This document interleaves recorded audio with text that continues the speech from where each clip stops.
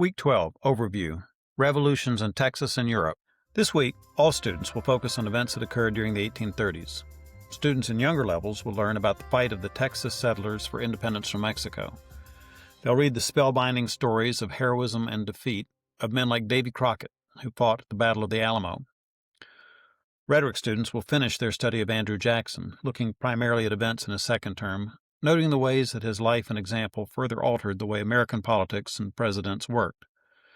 We'll look at his war on the national bank and the ways in which he both symbolized and shaped the era named for him, the Age of Jackson.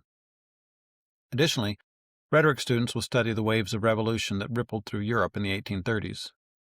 In most European countries, feelings of nationalism and desires for more civil freedoms were creating widespread unrest.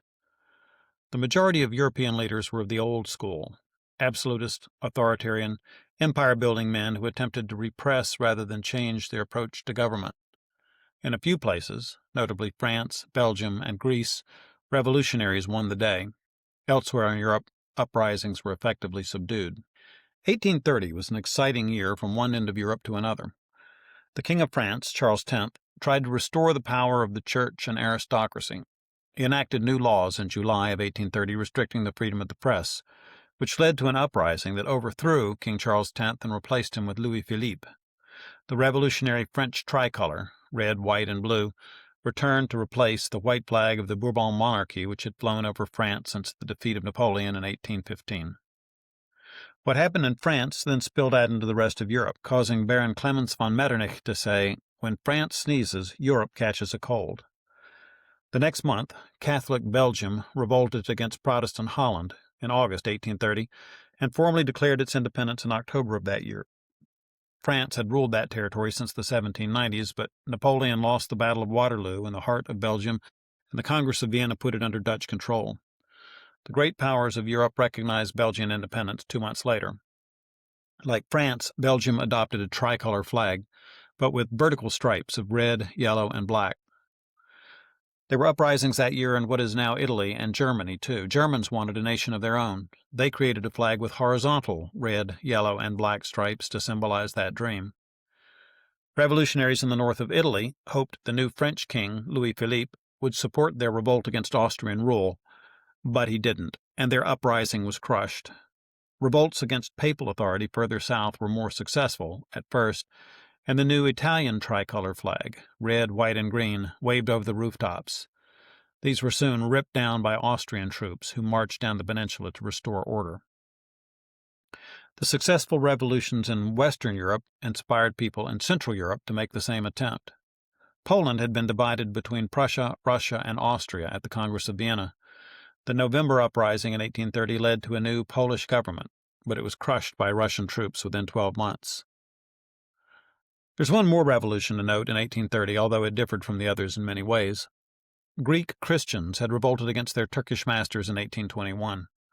Because of Greece's unique history as the cradle of classical culture, Europeans who were flushed with Romanticism wanted to revive the crusading spirit.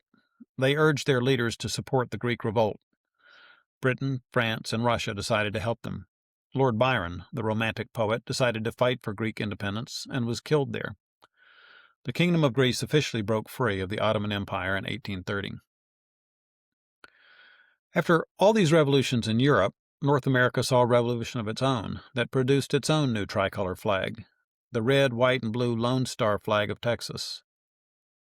English-speaking settlers had been moving to the Mexican-controlled territory that became Texas since 1822, when Stephen Austin brought 300 families there with the permission of the Spanish government, which then ruled the area. Mexico had been trying to break free of Spain since 1810. The United Mexican States was established in 1824. The Mexican government allowed more Anglos to settle in Texas, but it was not prepared for how many would rush to that new area. Soon there were more people speaking English than Spanish in Texas. Mexico ordered all immigration to stop. It didn't work. People kept coming. One of those illegal immigrants was Davy Crockett, a tall, strong man with his trademark coonskin hat. Crockett was a real American hero. Frontiersman, fighter, congressman, and pioneer, he was one of the last to emigrate to Texas. A few years before I was born, Disney filmed Davy Crockett, King of the Wild Frontier. Kids across America put on their coonskin caps and sang the ballad of Davy Crockett. In the best Crockett tradition, it stretches the truth, but it's not that far off. Crockett was born in Tennessee, fought under Andrew Jackson in the War of 1812, served in Congress from 1826 to 1830. They say, when he took his seat in Congress, he declared, "I am that same David Crockett, fresh from the backwoods, half horse, half alligator, a little touched with snapping turtle. I can wade the Mississippi, leap the Ohio, ride upon a streak of lightning, and slip without a scratch down a honey locust. I can whip my weight in wildcats, and if any gentleman pleases for a $10 bill, he can throw in a panther. I can hug a bear too close for comfort and eat any man opposed to Andrew Jackson." Crockett opposed his old general on a controversial issue while in Congress, though, and he lost the election of 1831. He was against the Indian Removal Act, which Jackson was for. But that's consistent with Crockett's campaign slogan, "Be always sure that you were right, then go ahead." He got reelected for one last term in 1833, but lost the next election. He told his constituents that he would serve them faithfully, and he had, but if he didn't re-elect him, he told them just where they could go, in no polite terms, and said, "I will go to Texas."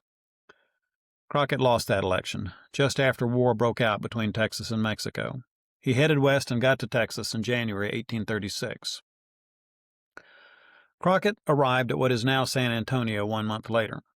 To his surprise, the Mexican army showed up in 2 weeks, led by General Antonio Lopez de Santa Anna. The Mexicans laid siege to the little Spanish mission of the Alamo. For 2 weeks, the Mexican army bombarded the outgunned, outmanned English-speaking defenders. The end came on March 6th, when the Mexican army attacked in the night. The Texians were overrun and out of ammunition and went down swinging their rifles like clubs. A slave who was spared by the Mexican army claimed that he found Crockett surrounded by 16 corpses, with Davy's knife stuck in one of them. The last defenders were driven back to the mission chapel. There were no survivors that day. Crockett wasn't the only hero to die at the Alamo. Lieutenant Colonel William Travis and Colonel Jim Bowie, the man they named the Bowie knife after, went down too.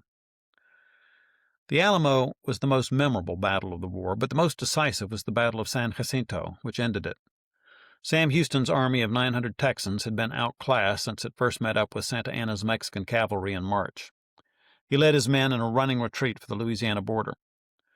Houston's delaying tactics were a problem for Santa Anna. As dictator, he needed to get back to Mexico City as quickly as possible. Fighting a long war in Texas might strain his resources too much. It could topple his government altogether. Santa Anna tried a bold move. He split his flying columns of cavalry to race for Galveston Island on the edge of the Gulf of Mexico. Houston's men were sick of running. They went after Santa Anna before Houston could stop them. They met the Mexicans at the San Jacinto River on April 19, 1836. Santa Anna's better-equipped force was reinforced by new arrivals and outnumbered the Texians 1,400 to 900. Sam Houston decided to strike first. A brilliant move, for the Mexican army was taking a siesta when the Texans hit. The Texans got to within a few dozen yards from Mexican lines before they charged the camp, shouting, "Remember the Alamo!" Santa Anna's soldiers were professionals, but that meant they only knew how to fight in straight lines. Many of them were unarmed or napping when the gunfire started, and they never got into formation. The Mexicans were routed. 18 minutes after the first shots, Texas had won the battle and had taken General Santa Anna, dictator of Mexico, as prisoner. That effectively ended the war for Texas independence. Most people thought an independent Texas would choose to be annexed to the United States. While that might sound like a great idea to modern Americans, the divisive issue of slavery made it a problem in 1835. Jackson wanted Texas to be part of the United States, but politics kept him from doing anything about it at first. He was afraid that recognizing the slave state of Texas might hurt Martin Van Buren's chance to be elected president after him. When Van Buren was elected in the fall of 1836, Jackson was finally able to act. On his last day as president, he established diplomatic relations with the Republic of Texas. Jackson handed the presidency over to his friend, Martin Van Buren, and then rode back to his home in Tennessee. He was sick with tuberculosis, but still managed to ride the fields of the Hermitage and watch over his cotton fields. Jackson lived for 9 years after he left office there, long enough to finally join a little church he had built on the grounds of his Tennessee plantation. Many secular history books call Andrew Jackson a great president. Older students will be discussing whether they agree with that assessment. There's no doubt he left his mark on history, but does that make him great? Jackson was a shrewd politician who tended to eventually get what he wanted here on Earth. We'll have to wait till we get to heaven to learn the rest of Andrew Jackson's story. All in all, this is one action-packed week you get to share with your kids. It's a revolutionary week as big as Texas, filled with real-life action figures like Davy Crockett, Andrew Jackson. Have fun with it.